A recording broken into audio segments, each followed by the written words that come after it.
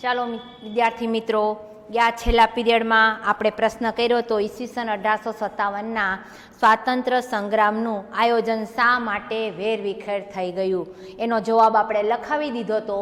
એના પછીનો પ્રશ્ન આવે છે ઈસવીસન 1857ના સ્વાતંત્ર્ય સંગ્રામનું તાત્કાલિક પરિણામ શું આવ્યું. તાત્કાલિક પરિણામ શું આવ્યું લખો એનો જવાબ. ઈસવીસન 1857ના સ્વાતંત્ર્ય સંગ્રામનું પરિણામ એ આવ્યું કે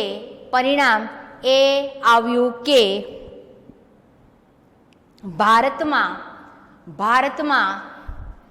કંપની શાસનનો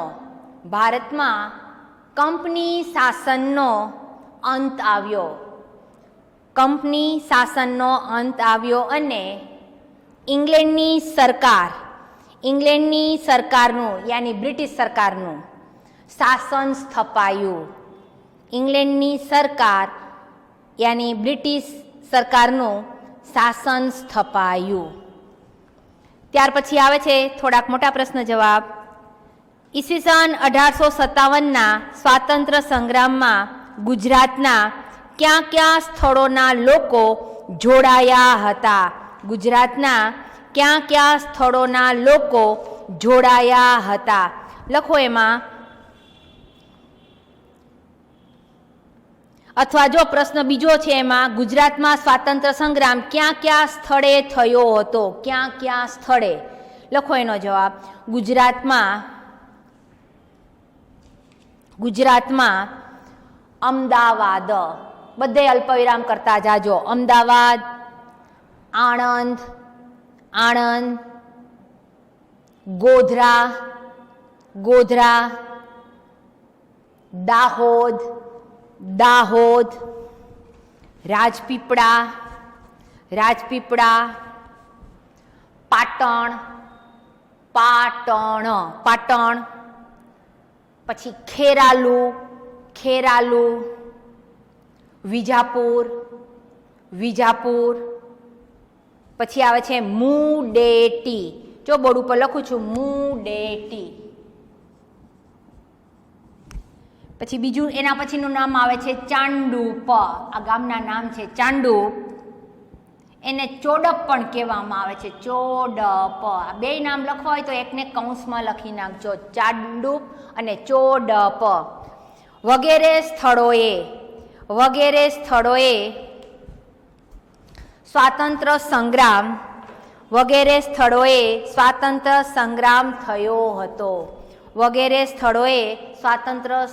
થયો હતો. જો બધાય નામ ફરીથી બોલી જાઉં છું. ઉત્તર ગુજરાતમાં અમદાવાદ, આણંદ, ગોધરા, દાહોદ, રાજપીપળા, પાટણ, ખેરાલુ, વિજાપુર, ચાંડુપ અથવા ચોડપ વગેરે સ્થળોએ સ્વાતંત્ર્ય સંગ્રામ થયો હતો.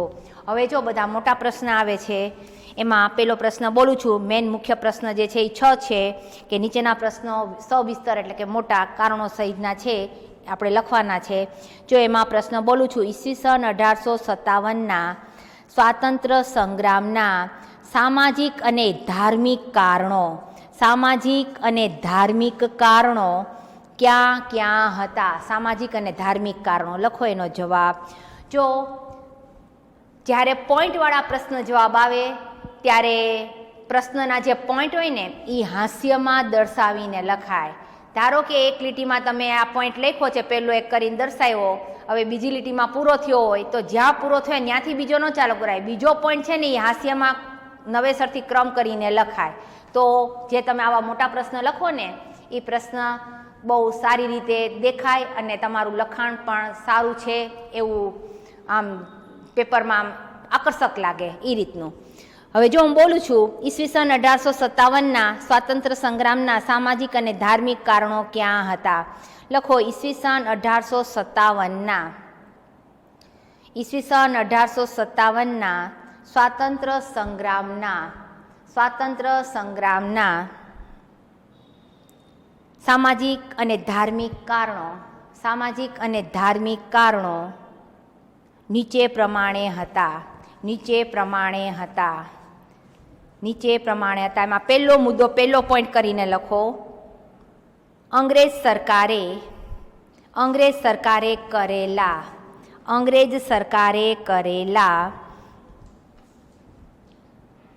સામાજિક સુધારાઓને લીધે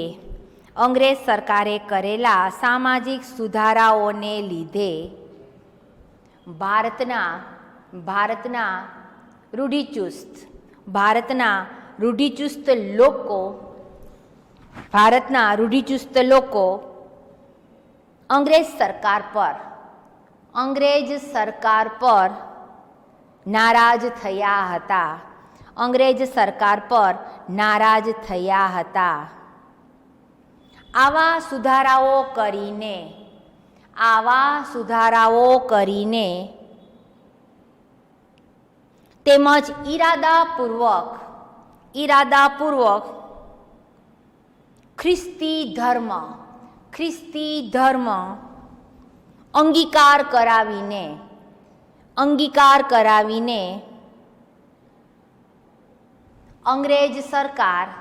અંગ્રેજ સરકાર હિન્દુ સંસ્કૃતિ અને હિન્દુ ધર્મનો નાશ કરવા માગે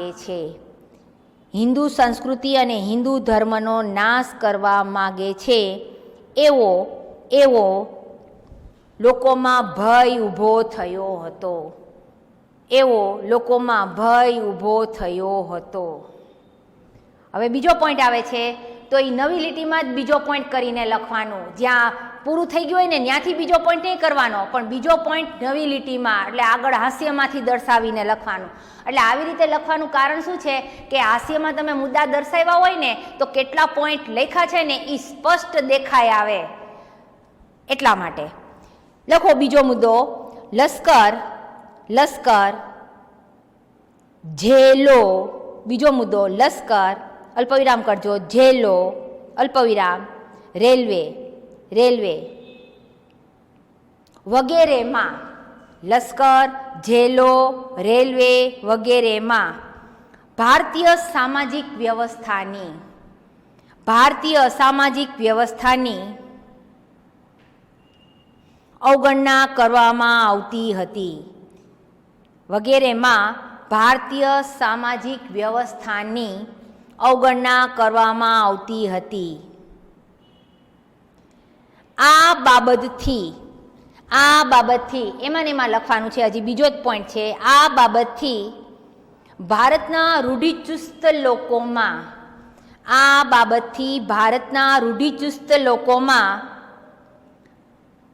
ભારે અસંતોષ જાગ્યો હતો. રૂઢિચુસ્ત લોકોમાં ભારે અસંતોષ જાગ્યો હતો. હવે ત્રીજો પોઈન્ટ નવી લીટીમાંથી જ શરૂઆત કરજો. ત્રીજો પોઈન્ટ કરીને ભારતના રૂઢિચુસ્ત લોકો, ત્રીજો પોઈન્ટ નવો, ભારતના રૂઢિચુસ્ત લોકો નવા પરિવર્તનોને કારણે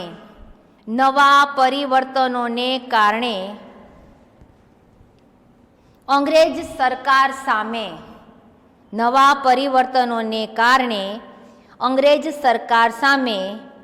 રોષે ભરાયા હતા. એમાં આગળ તેઓ પોતાના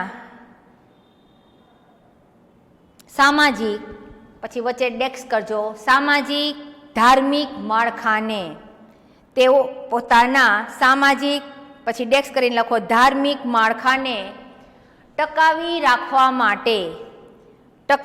રાખવા માટે સંગ્રામમાં જોડાયા.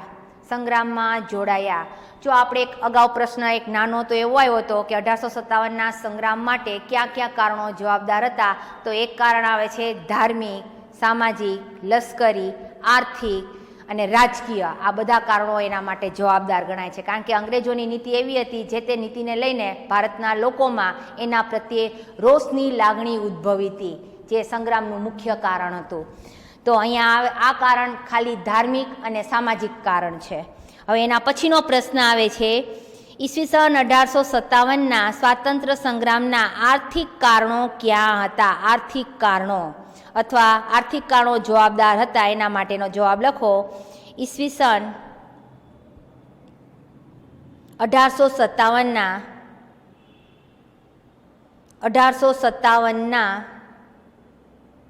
સ્વાતંત્ર્ય સંગ્રામ માટેના નીચેના આર્થિક કારણો જવાબદાર હતા. નીચેના આર્થિક કારણો જવાબદાર હતા. જો આ પ્રશ્ન જવાબ પણ પોઈન્ટ વાળો છે મુદ્દા, તો દરેક મુદ્દા હાસ્યમાં દર્શાવીને લખવાનું. એમાં પહેલો મુદ્દો એક કરીને લખો, અંગ્રેજ સરકારે ભારતના ભોગે ઇંગ્લેન્ડને સમૃદ્ધ બનાવવા માટે અપનાવેલી આર્થિક નીતિને લીધે ભારતના મોટાભાગના વર્ગો પાયમાલ થયા હતા. ભારતના મોટાભાગના લોકો પાયમાલ થયા હતા. બીજો મુદ્દો, નવો પોઈન્ટ, અંગ્રેજ સરકારની નવી મહેસૂલ પદ્ધતિને લીધે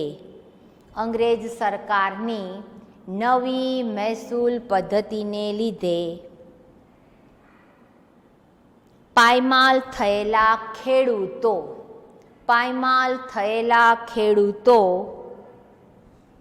સાહુકાર એટલે પૈસાદાર, શ્રીમંતો, ખેડૂતો સાહુકારોના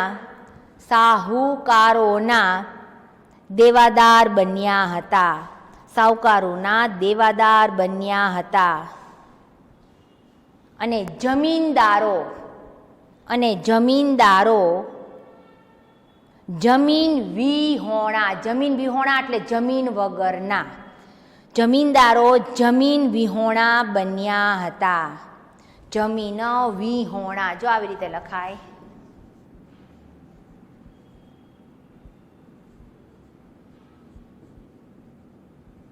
જમીન વિહોણા એટલે જમીન વગરના બન્યા હતા. ત્યાર પછીનો ત્રીજો પોઈન્ટ, નવી લીટીમાં, અંગ્રેજ સરકારની ભેદભાવભરી જકાત નીતિને કારણે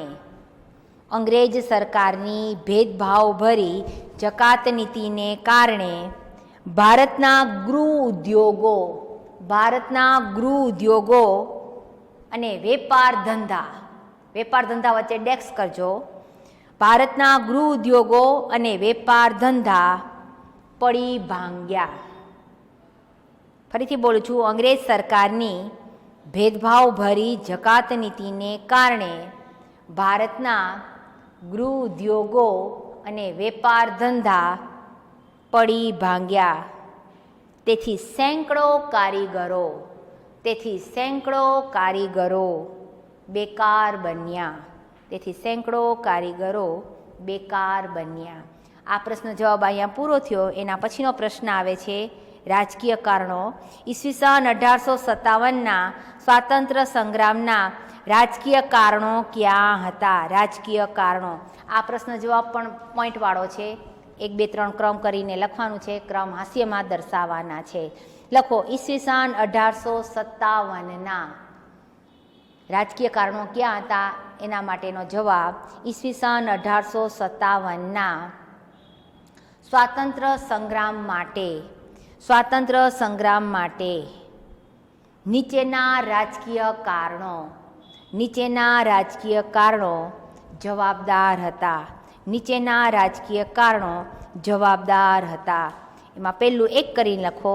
પહેલું એક, ઈસવીસન 1764ના ઈસવીસન 1764ના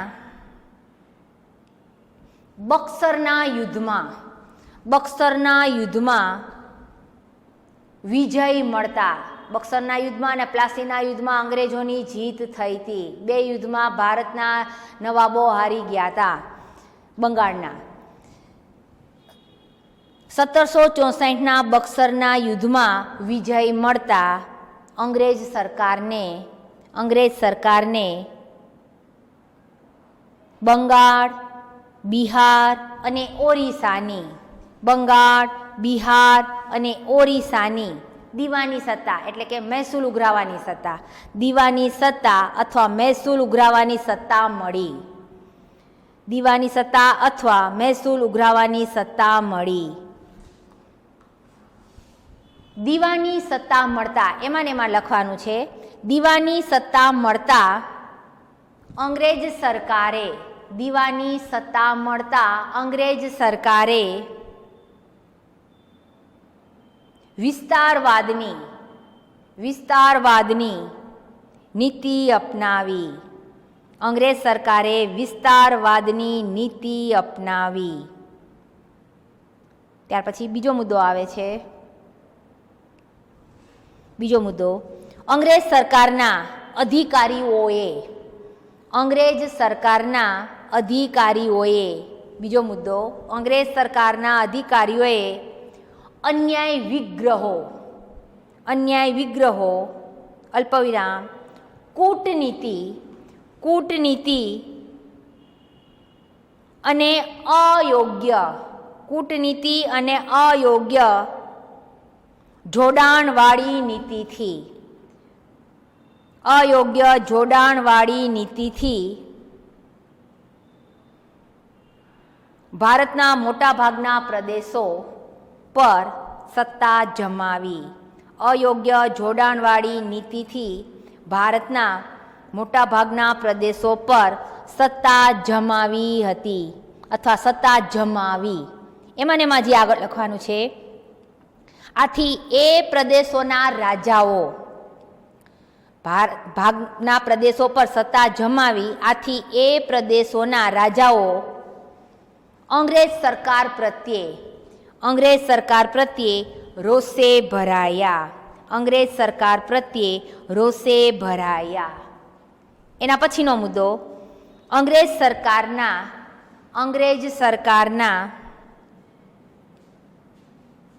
અન્યાયના ભોગ બનેલા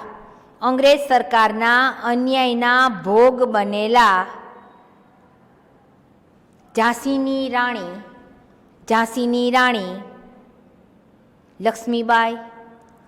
રાણી લક્ષ્મીબાઈ, અલ્પવિરામ કરતા જાજો. નાના સાહેબ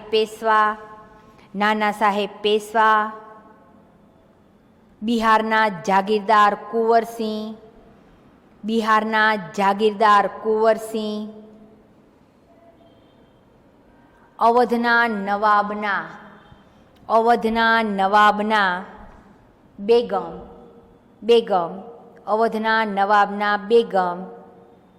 હજરત મહાલ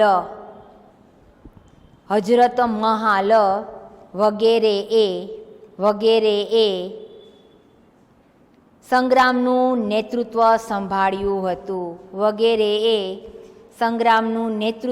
સંભાળ્યું હતું. હવે જો આ રાજકીય કારણો પછીનો પ્રશ્ન આવે છે ચોથો, ઈસવીસન 1857ના સ્વાતંત્ર્ય સંગ્રામનો અંત કેવી રીતે આવ્યો? લખો એનો જવાબ. સ્વાતંત્ર્ય સંગ્રામનો અંત લખો. ઈસવીસન 1857ના. આ પ્રશ્ન જવાબ પણ પોઈન્ટવાળો છે, હાસ્યમાં પોઈન્ટ દર્શાવવા.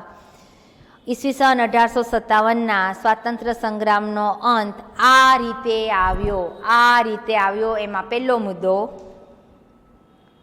જૂન 1857માં જૂન 1857માં અંગ્રેજોએ બનારસ અને અલ્હાબાદ, જૂન 1857માં અંગ્રેજોએ બનારસ અને અલ્હાબાદ કબજે કર્યા. જૂન 1857માં અંગ્રેજોએ બનારસ અને અલ્હાબાદ કબજે કર્યા. બીજો મુદ્દો, જુલાઈ 1857માં અંગ્રેજોએ કાનપુર જીતી લીધું. એના પછીનો મુદ્દો ત્રીજો, સપ્ટેમ્બર 1857માં અંગ્રેજોએ દિલ્હી કબજે કર્યું. એમાં આગળ અંગ્રેજ સેનાપતિ હડસને, બોર્ડ ઉપર નામ લખું છું, હડસને અંગ્રેજનું નામ છે, અંગ્રેજ સેનાપતિ હડસને મુઘલ બાદશાહ બહાદુર શાહ જફર અને તેની બેગમ જીનત મહાલને, જો હું બોર્ડ ઉપર લખું છું, જીનત મહાલને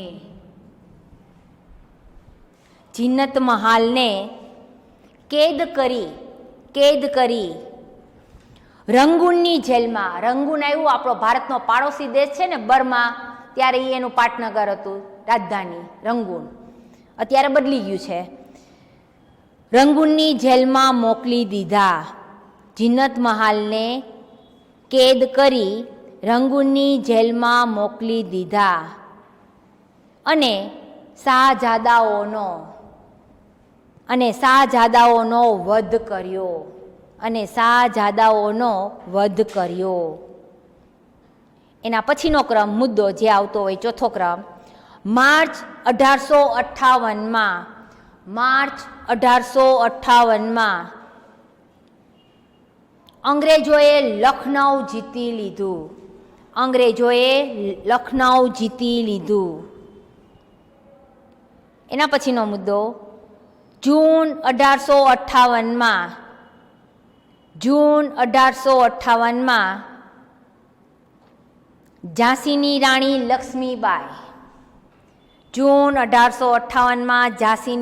લક્ષ્મીબાઈ 15 દિવસ સુધી અંગ્રેજ સેનાપતિ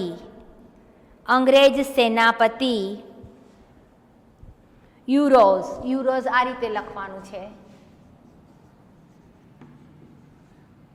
કેટલીક જગ્યાએ યુશન લખેલું છે, યુરોઝ ના નેતૃત્વ નીચેની અંગ્રેજ સેના સામે લડતી રહી.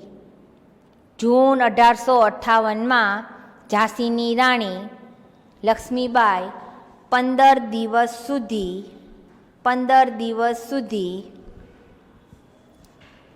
અંગ્રેજ સેનાપતિ યુરોઝના નેતૃત્વ નીચેની અંગ્રેજ સેના સામે લડતી રહી.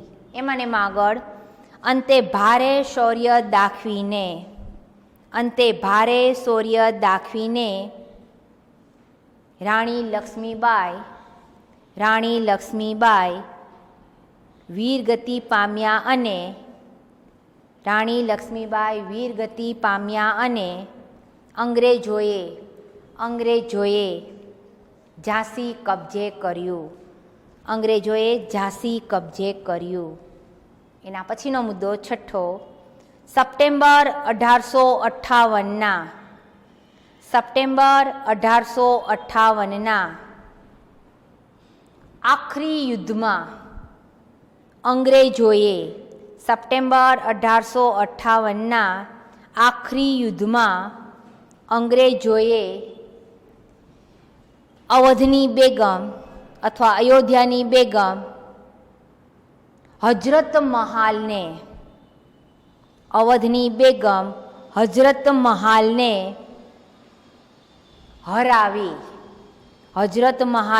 હરાવી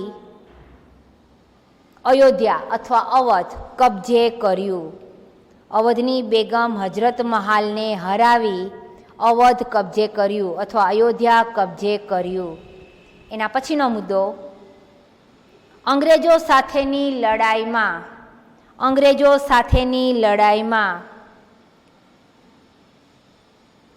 જગદીશપુરના